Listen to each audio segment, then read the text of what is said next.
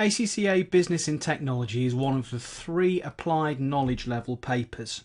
Let's just start off by giving the whole subject a little bit of context. There are 3 papers at this level, 2 of which are directly to do with different types of accounting. Financial accounting is looking at financial reporting and record keeping, and then management accounting is about internal decision making. So management accounting tends to be more sort of forward looking at the future and how we can navigate our way through the environment to create value for our shareholders. Financial accounting is about recording what's happened in recent times and keeping that in our books of account. So business and technology in some ways stands out as being a little bit different, considering that we're trying to be accountants here. Well, the ACCA qualification is not just about being an accountant, it's about being a business leader at the end of the day. So you'll see this flowing through all your studies, that a good accountant needs to understand what makes businesses tick, and ultimately leading accountants need to understand what happens in the boardroom to make businesses tick. So this is the start of quite a long journey along that sort of strand of thought. So the point of this paper is to introduce you to businesses, how they work, why they are set up as they are, and what it is they're trying to achieve. It also puts into context for us the accounting department, the finance department, and sees what role that department has to play in helping the business overall meet its business objectives. So it's an introduction to business, really. And a big part of the syllabus is how organisations structure themselves. So what departments do they choose to have, and how do they decide to structure those departments? Who reports to who in the organisation and why?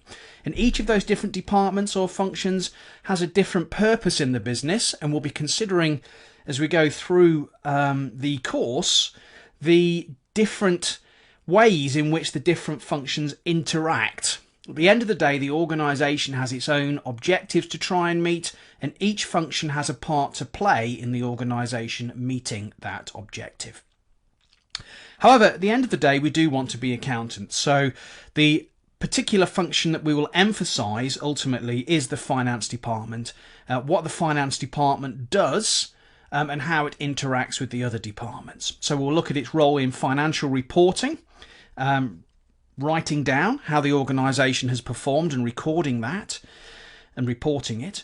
Assurance, so looking at numbers and giving some kind of comfort that those numbers have been in some way properly prepared. And then control and compliance roles as well of the finance department. So ensuring that the organisation and most particularly its finances are executed in a controlled manner to make sure that transactions are appropriately authorised, for example, and to make sure that we comply with applicable laws and regulations.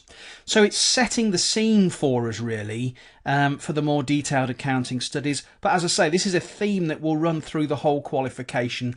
Ultimately, at the other end of the qualification, you will pop out there being a well-rounded business leader and advisor. Now, the exam that you're going to be sitting is computer-based, 2 hours, and it's got a pass mark of 50%.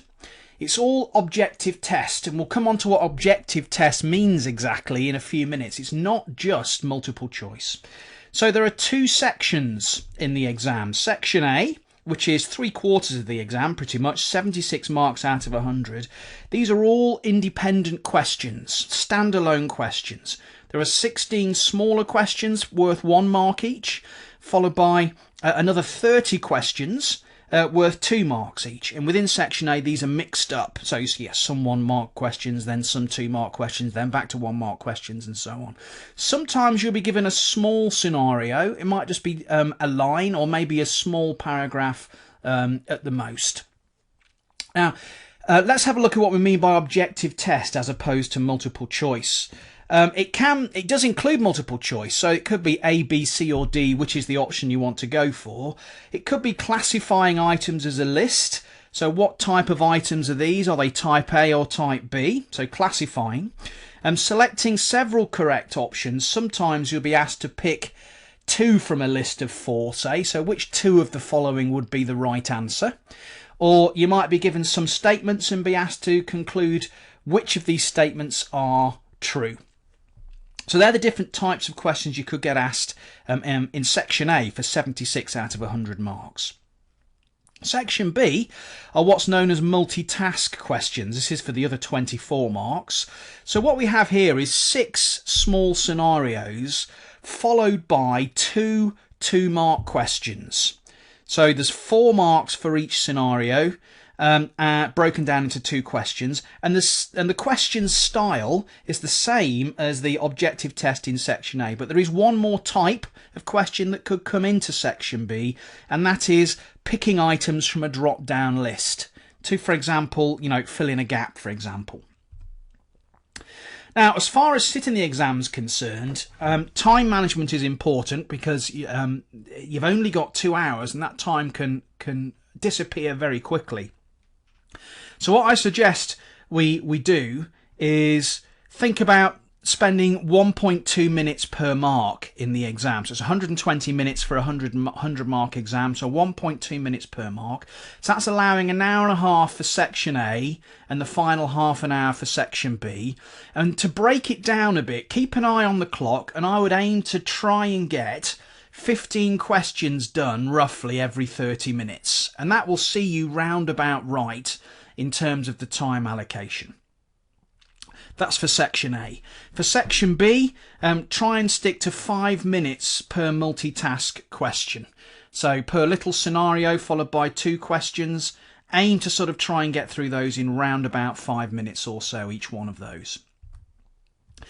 Now, things to look out for as far as common traps in the exam. Negatively worded questions. You might be given a question that says, which of the following are not applicable? And it's tempting then, as you read through the list, to tick the ones that are applicable. So take note of negatively worded questions.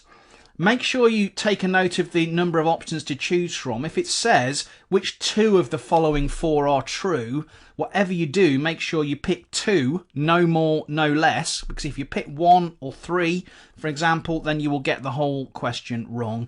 And just pay careful attention to wording. Sometimes the wording's a little bit tricky. Some would say it potentially is designed to catch you out at times, so make sure you take a little bit of time to slow down and read the words. Read the words in the question carefully and make sure you've understood the question, because you can guarantee that there'll be an option there that looks appealing if you've misunderstood the question.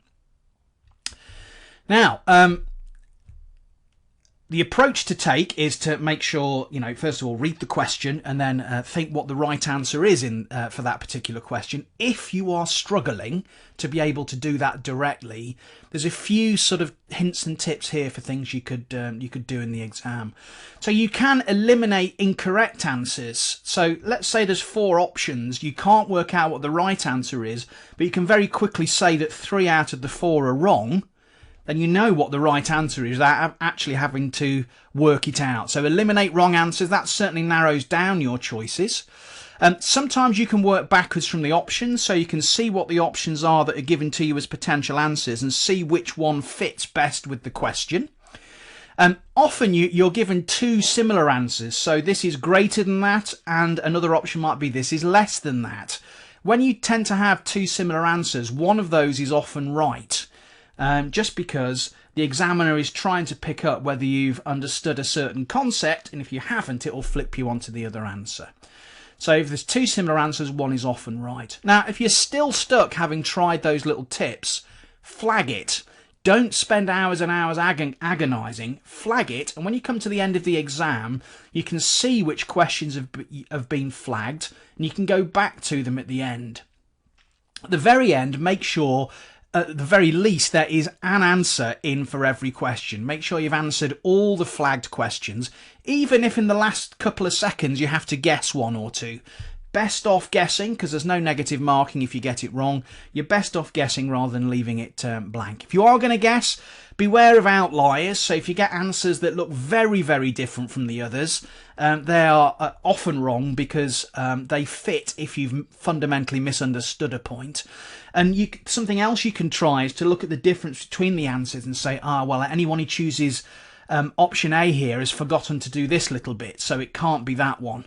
So look at the differences between answers. That often gives you clues as well. Now, as far as studying for the exam is concerned, in my experience, accountants, like a lot of people, tend to be very deadline driven. And if you don't book the exam, then there isn't a deadline to aim for. So I would suggest you aim to sit the exam 2 to 3 weeks after the end of finishing your course. So if you book the exam at the start, aiming for that, then that keeps you motivated and keeps you studying through. So book the exam at the start. When you're practicing questions, practice on the computer as close as you can to the real exam format. There's some questions on the Practice Test Academy website that are very close to the format of the real exam, and there's some ACCA software as well that you can practice on through the ACCA website. Make sure you do all your questions to time, certainly towards the end of your study period. Don't just pick on bits of the syllabus that you can do. Focus on covering the whole syllabus, because you can't, there's no choice in the exam. So the more of the syllabus you cover, the higher your chance of passing. It's as simple as that.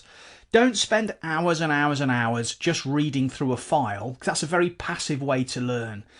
You sometimes need to do a bit of that, but in many ways, the most efficient way of learning is through question practice. And when you can't do a question, you then work back to your file and to your notes, and work out what the right answer is by using the notes to help you, and then it tends to stick in your mind. So work backwards from question practice as a way of learning. And leading up to the exam, focus on the bits you can't do more than the bits that you can. Confidence is important, but to improve your performance, you need to focus before the exam on the bits that you can't do. And if you've got a question bank that you're going to be using, like you will have with Practice Test Academy, an extensive question bank there, make sure you keep a track of the questions that you've done so that you can redo them later. And, you know, again, focus on the ones that you couldn't do very well first time round. I would always block out time in your diary to study, and what I used to do is have a separate diary running for between today and when I'm going to sit the exam, and I would say on each day what I'm going to do in relation to this particular exam. Sometimes, you know, you need to have a break. Of course you do.